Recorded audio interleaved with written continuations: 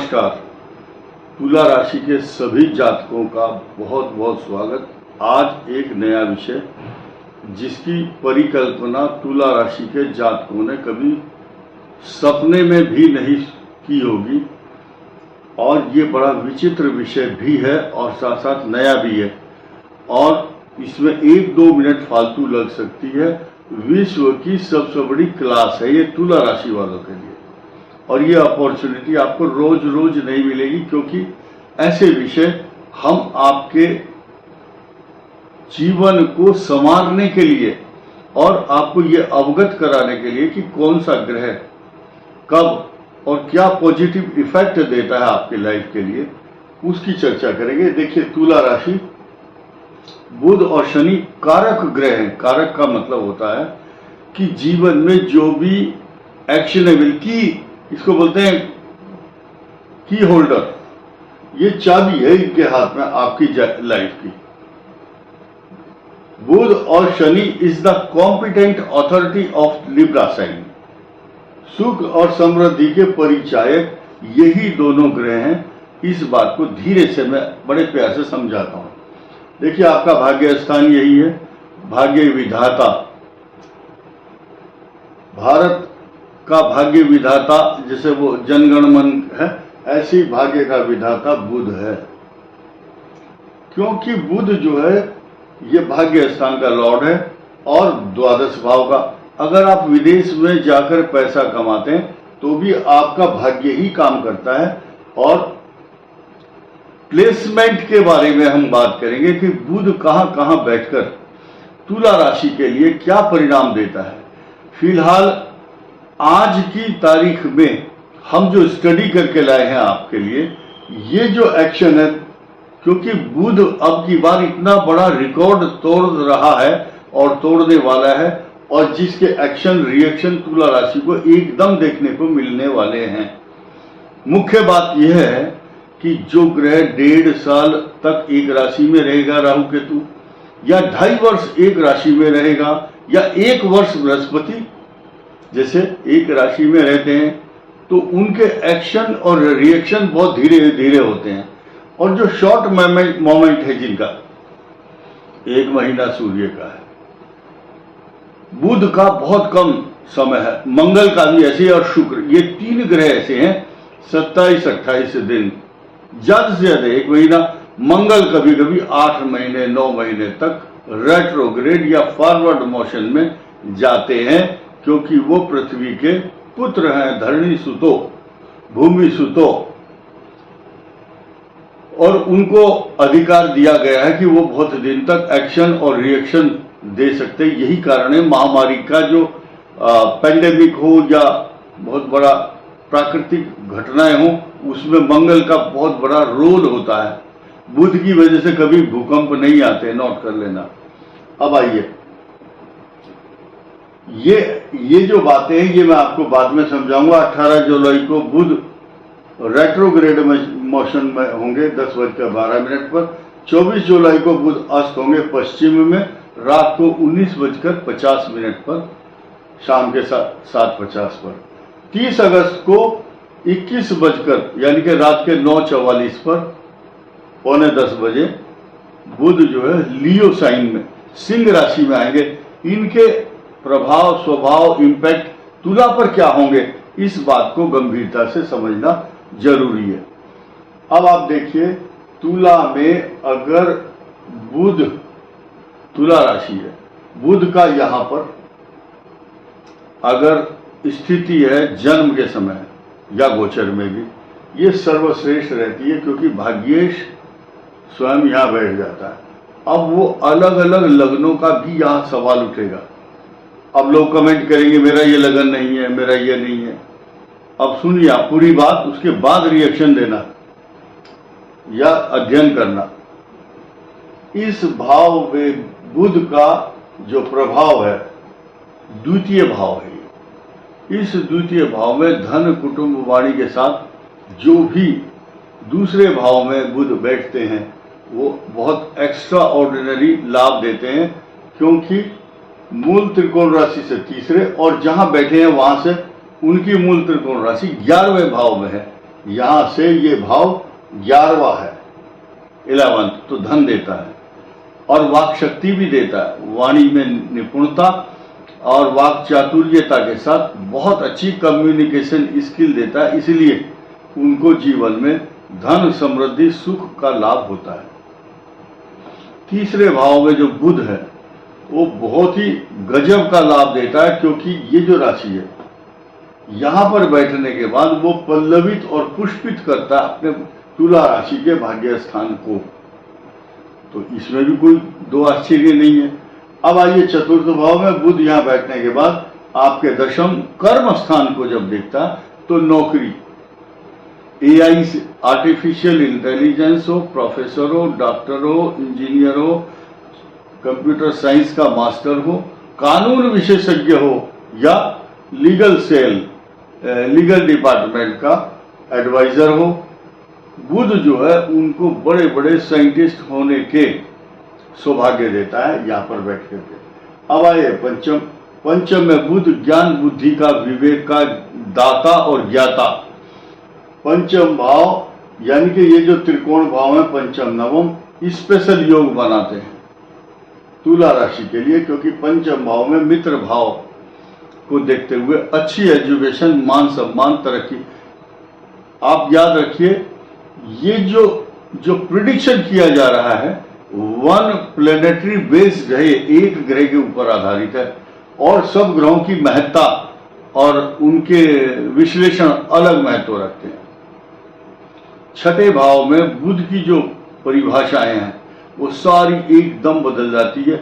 यहां तुला राशि के लिए कई प्रकार की बातें देखने को मिलेंगी, कुछ पॉजिटिव भी होंगे। यानी कि लग्न से छठे भाव में बुध का बैठना अच्छा नहीं है, क्योंकि ये भाग्य स्थान को भी, ये नीच राशि में यहां पर सारी बात खराब बता दी, भाग्य में बाधा भी उत्पन्न करता है। बस एक चीज ध्यान रखना अच्छी, कि ये बुध यहाँ नीच राशि में है तो यहाँ उच्च राशि का फल देगा। इस भाव में आपको गलत मार्ग में जाने से बचाएगा। बहुत से आदमी ऐसे, मैं एक एक्स्ट्रा ऑर्डिनरी बात कर रहा हूं, दूसरे की दौलत हो चाहे औरत हो, ये कभी भी लाभ नहीं देती। गलत काम करने से ये बुध जो है इनको बचाता है। अब आइए बुध यहां पर बैठने के बाद किस राशि से, किस ग्रह से प्रभावित है, ये तो विचारणीय प्रश्न है आपकी कुंडली के देखने के बाद।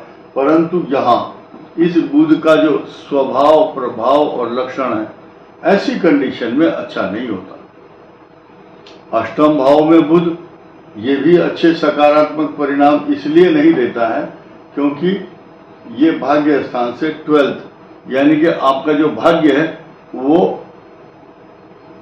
आपका साथ नहीं देता, दुर्बलता देता है। और यहां बुध का बैठना अलग अलग परिणाम भी देता है। बृहस्पति से दृष्ट है या नहीं, शनि या शुक्र से दृष्ट है या नहीं, किसके साथ बैठा है ये भी निर्भर करेगा। और कुल मिलाकर के ये जो तीन स्थान है 6, 7 और 8, यहां अच्छे एक्शन नहीं होते हैं। यहां आने के बाद वरदान जितने भी मांगोगे सब मिल जाते हैं। सिर्फ शर्त यही है, गणेश जी की पूजा करनी चाहिए इन तुला राशि वालों को। दसम भाव में बुध के परिणाम आपको प्रोफेसर, वैज्ञानिक, जज और प्रशासनिक अधिकारी, जिस पद पर भी मनुष्य काम करेगा तुला लग्न के अनुसार या तुला राशि के अनुसार, क्योंकि यहां पर ये चित्रा, स्वाति और विशाखा नक्षत्र के जो मायने हैं वो पूरे के पूरे बुध के लिए बदल जाते हैं। उसका मुख्य उद्देश्य यही है कि यहां से सेकंड और यहां से 11th हाउस का जो समीकरण है वो स्पेशल बन जाता है। उसका कारण दूसरा यह है कि आपका जो चंद्रमा है, आज तुला राशि जिस चंद्रमा को अपने साथ लपेटे हुए है साथ में, उसका जो स्वामी, उसका जो भाव है वो दसम है। लेकिन आपका मन हमेशा चलायमान चंचलता से परिपूर्ण रहता है।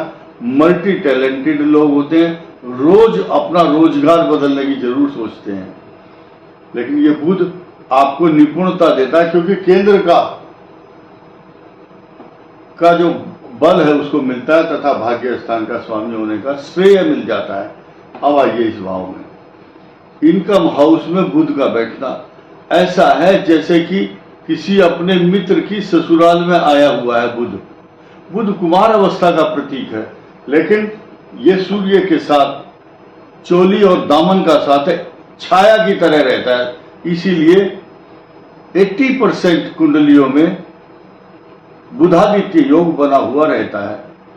20% कुंडली ही होंगी जिनको ये लाभ नहीं मिलता। अब आप देखिए सूर्य और बुध का बुधादित्य योग क्या करता है। आदमी को चतुर, चालाक, बुद्धिमान, अच्छी बोलने की कला और संस्कार देता है। यहां पर बुध अच्छे परिणाम देता है, क्योंकि भाग्येश का लाभेश से संबंध होना बड़ा अजीब, बहुत अच्छा संयोग है। ये द्वादश भाव में बुध मान सम्मान का परिचायक, अच्छी कला कौशल, कम्युनिकेशन स्किल तथा सन्मार्ग, अच्छे मार्ग में चलता है। सबको सन्मति दे भगवान, सन्मति देने वाले बुध हैं ये। और एक शास्त्रों में ऐसी बात लिखी है, जिसके 12वें स्थान में बुध नहीं है उसके यहाँ विद्वानों की सभा नहीं लगती।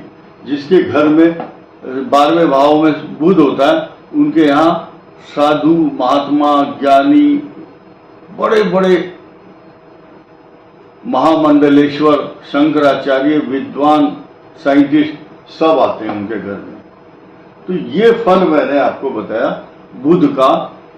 और ये अब आप ध्यान दीजिए नई चीज कि आप नोट कर लीजिए, नोट करना चाहते हैं तो जिन जिन की कुंडलियों में अब राहु की दशा समाप्त हो जाती है, कब? लगभग 18-20 साल की उम्र में, या किसी की ये जो विशाखा नक्षत्र वाले उनकी राहु की दशा नहीं आती है। अंतर और प्रत्यंतर आते रहते हैं लाइफ में। राहु की दशा इसके विशाखा नक्षत्र के लास्ट में 90 और 100 साल की उम्र के बाद आती है।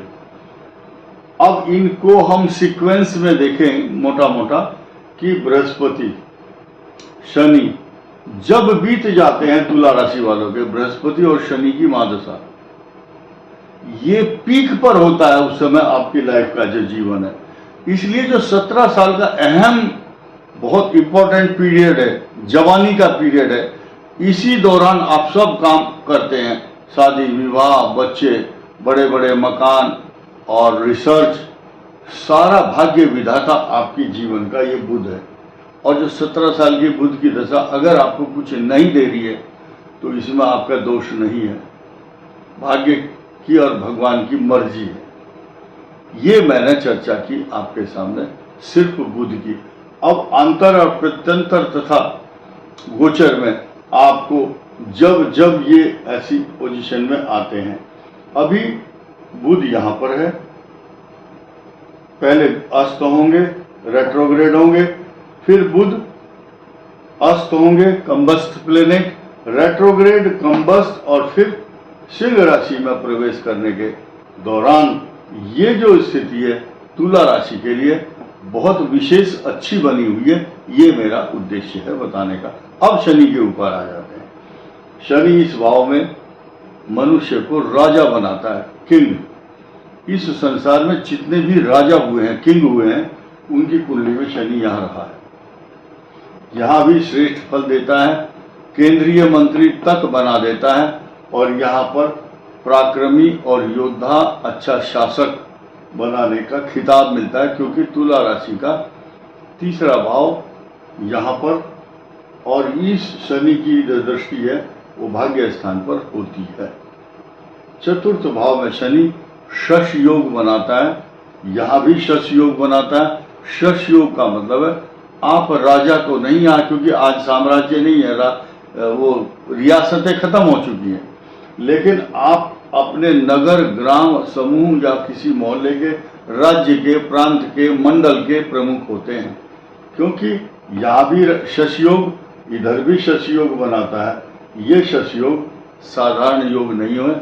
मुगल काल के जितने राजा हो, चाहे हर्षवर्धन कनिष्क से लेकर के और चंद्रगुप्त मौर्य के वंश तक, अशोक सम्राट से लेकर के और बड़े बड़े जितने भी सिकंदर, शेरशाह और मुगल कालीन शासक, सबकी कुंडली में यही सुख और समृद्धि के कारक ये ग्रह मिले हैं। और जितने अंग्रेज वायसराय, जितने लॉर्ड हुए हैं, डलहौजी से लेकर के वायसराय तक, और जॉर्ज विलियम बेंटिंग से लेकर के और मैकॉले तक, ये सारे अंग्रेज, उनकी कुंडलियों का अध्ययन करेंगे आप तो शनि उच्च में मिलेगा आपको, या शश योग बना करके।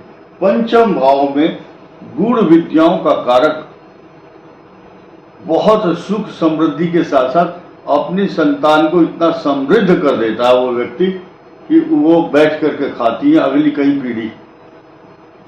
छठे भाव में शनि त्रिखटे एकादशे भूमि सर्वारिष्ट निवारणम, ये सब कुछ देता है, हर चीज देगा आपको, पग पग पर कांटों से बचाएगा, और गलत मार्ग में जा रहे हैं तो आपको बचाएगा। यहाँ पर शनि बैठना शत्रुओं का विनाश का सूचक है। यहाँ पर बैठने के बाद दाम्पत्य जीवन को अशांत करता है तथा आपके जीवन साथी को हड्डी से जुड़े हुए रोग भी देता है।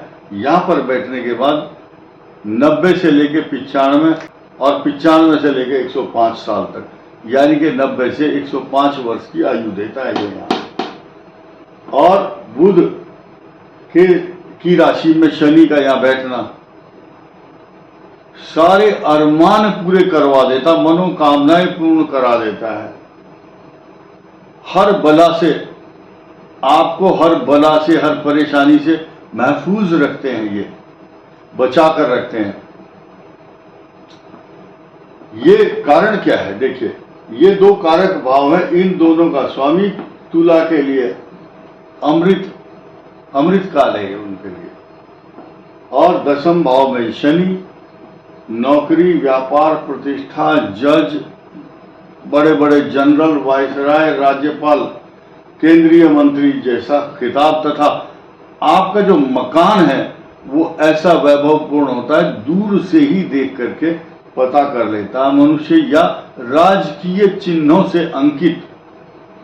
ऐसे व्यक्ति क्या करते हैं, कोई इनसे पता पूछता है, बोले फला जगह आ जाना, किसी से पूछ लेना, वहाँ मेरा मकान का पता चल जाएगा। अब यहाँ बैठने के बाद तो देखिए, शत्रु राशि है शनि की, सूर्य की राशि में शनि बैठना। अब तक जितने भी स्थान बताए उनमें सबसे अच्छे भाव ये हैं शनि के, उससे भी अच्छा ये है, क्योंकि शनि शत्रु राशि में होकर भी पॉजिटिव लाभ देता है यहाँ पर, क्योंकि इनकम हाउस है, शत्रुओं का नाश, समस्याओं का विनाश और संतान की तरक्की। आपके दिमाग में ऐसी ऐसी योजनाएं, गूढ़ विद्या, पूर्व जन्म में जो ज्ञान आपने अर्जित किया था उसको भी डग आउट करके, खोद करके निकाल लेता है। ये शनि के अच्छे प्रभाव में 12वां शनि शास्त्रों में कारक बताया गया है, जिसके 12वें स्थान में शनि होगा। ये तो डिपेंड करता है किस राशि में है, लेकिन तुला की बात करते हैं तो तुला राशि वालों के द्वादश भाव में अपनी दशा में जब भी शनि की महादशा चल रही होगी, यानी कि अब आप देखिए, चित्रा नक्षत्र हो, स्वाति हो, विशाखा हो, तीनों की युवा अवस्था में शनि की महादशा शुरू हो जाती है। ठीक है, 18 और 3 21 16 37 की उम्र में, चित्रा वालों की 37 की एज के बाद ही शुरू होती है शनि की महादशा। और 56 साल की उम्र तक अपना साम्राज्य स्थापित कर लेते हैं। विदेश यात्रा भी इसी दौरान हो जाती है। यहां शनि हो तो की बात कर रहा है। और उसके बाद विशाखा नक्षत्र की बाद में बात करेंगे। आप स्वाति को ले लो। स्वाति वालों की राहु के बाद जो 16 साल बृहस्पति की दशा होगी उसके बाद आती है शनि की महादशा, तो साम्राज्य स्थापित करने में कोई दिक्कत नहीं होती। अब आइए विशाखा की जैसे ही बृहस्पति की दशा समाप्त हो जाती, क्योंकि इनका जन्म बृहस्पति की महादशा में होता है, उसके बाद शनि, ये है असली यंग इंडिया। यानी कि ये जो बंदे हैं विशाखा वाले, शनि की महादशा में इनको अपॉर्चुनिटी देने के लिए शनि आते हैं। इसीलिए इनका जन्म, क्योंकि एक्स्ट्रा ऑर्डिनरी, असाधारण प्रतिभा के लोग होते हैं, ये यूनिक पर्सनालिटी। तो गणेश जी की पूजा इन शनि और बुध की युति वाले हों, चाहे अलग अलग स्थान पर बैठे हों। मैंने तो एग्जाम्पल दोनों को एक साथ रख करके दिया है, लेकिन अलग अलग प्रभाव भी इनके अलग अलग समय में अलग अलग महादशाओं में देखे जाते हैं। गणेश जी की आराधना इनके लिए सबसे अच्छी मानी जाती है। और पन्ना रत्न धारण करना, नीलम मत पहनो, पन्ना रत्न धारण करना चित्रा, स्वाति और विशाखा के लिए नवम भाव का स्वामी ये बताता है इसको कौन सा पहनना चाहिए रत्न। तो पन्ना आपके लिए यूनिक माना जाता है। इस वीडियो में इतना ही। धन्यवाद, नमस्कार।